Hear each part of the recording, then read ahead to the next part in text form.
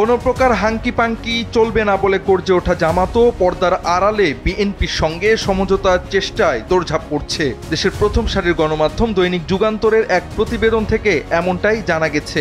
জুলাই সনদের আইনি ভিত্তি আর গণভোট প্রশ্নে যারা বিএনপির প্রতিপক্ষ বনে গেছে তাদের এমন সমঝোতার চেষ্টার খবর ব্যাপক আলোচনা জন্ম দিয়েছে রাজনীতির মাঠে। সরকার গঠন করার ব্যাপারে জামাতে ইসলামী নেতারা প্রতিনিয়ত আশাবাদ ব্যক্ত করলেও মাঠের বাস্তবতা ভিন্ন।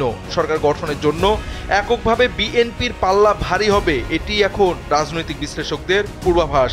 এজন্য ক্ষমতার সঙ্গী হতে বিএনপির সঙ্গে আসন সমঝোতায় বেশি আগ্রহী জামাত। নানা সূত্র থেকে শোনা যাচ্ছে অন্তত 60টি আসনের বিষয়ে আশাবাদী জামাত। আসন ছাড়াও বিএনপির জাতীয় সরকারের মন্ত্রিসভায় থাকতে চায় তারা। সাংগঠনিক স্বার্থসহ বহুবিধ বাস্তব কারণে জামাত আগামী সংসদ নির্বাচনে বিরোধী দলের আসনে যেতে চায় না। আওয়ামী লীগের টানা 15 বছরের মামলা হামলা ও আর্থিক প্রতিষ্ঠানের চরম ক্ষতির মুখোমুখি হয়ে সরকারি দল সম্পর্কে তিক্ত অভিজ্ঞতা অর্জন করেছে জামাত। এ কারণে অন্তত আরও 2টি টার্ম বিরোধী দলে থাকতে চায় না তারা। মাঠে জামাতের জনপ্রিয়তা আগের থেকে কিছুটা বেড়েছে। বিশেষ করে ছাত্র সংসদে শিবিরের আশা জাগানিয়া জয় জামাতের সম্ভাবনাকে বাড়িয়ে দিয়েছে।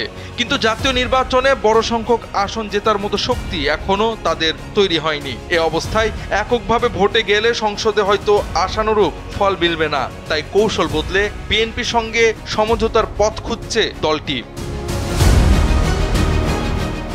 রাজনৈতিক বিশ্লেষকদের মতে বিএনপি যদি এককভাবে সরকার গঠন করে তবে জামাতের জন্য তা হবে দরজার বাইরে দাঁড়িয়ে থাকার মতো পরিস্থিতি। তাই আগে থেকেই দরজায় কড়া নাড়তে চায় তারা। প্রকাশ্যে যতই দূরত্ব থাকুক, টানেলের শেষ প্রান্তে দেখা মিলছে নিভু নিভু আলোর রেখা, যেখানে বিএনপি ও জামাত আবারও একই ঘাটে নোঙর ফেলতে পারে। জাওয়াদ আহমদ, সময়ের আলো।